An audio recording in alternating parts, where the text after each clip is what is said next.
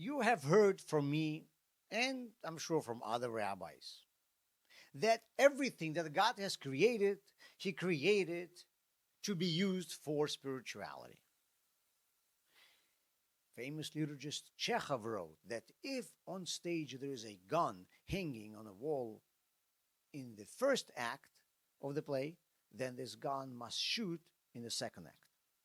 And I convinced you that God is a good producer and He doesn't just hang guns on walls for no reason. And I think I convinced you.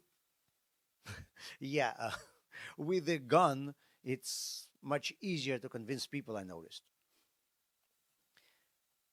But there's a problem. If everything was created to be used for spirituality, then why can't we eat shrimp? What were they created for? And what about pork? If we are not allowed to go into inappropriate establishments, why did God make them? So not everything God created should be used for spirituality. But you know what? After all, God knows what He's doing. Imagine a boy born into a Jewish family that is not observing the Torah laws. You probably heard about this rare type of people. They do exist, believe me. He is Jewish, but he eats non-kosher food. He doesn't keep Shabbat. Then this boy starts doing mitzvot, Torah commandments, one by one, and lo and behold, soon he's attending a synagogue, he's studying the Torah, he wears kippah. Now he consumes only kosher food, and all the calories that he's getting from it are spent on the mitzvot that he's performing. His current source of energy is exclusively kosher.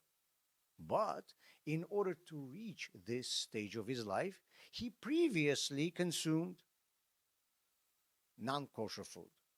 And it helped him to grow and to get where he is today. And now this non-kosher food gets credit for getting him where he is now.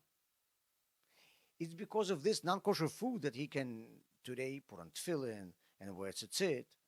So it appears that the shrimp and the pork that he ate in the past is now, in retrospect, indirectly used for the mitzvot that he is fulfilling.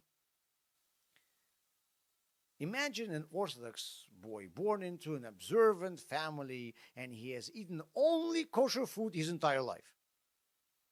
He can only use for godliness what is permitted, nothing else. But God needed everything He created to be used for spirituality. So He devised a new plan. He created a new type of a Jew, a non-Orthodox Jew. And He came up with a plan where this non-Orthodox Jew would later start observing mitzvot and would be able to retroactively use even the forbidden things for them. It turns out that we, Jews who were born into a non-religious environment, have opportunities that the disadvantaged people who were born into a religious community don't have. Don't miss these opportunities.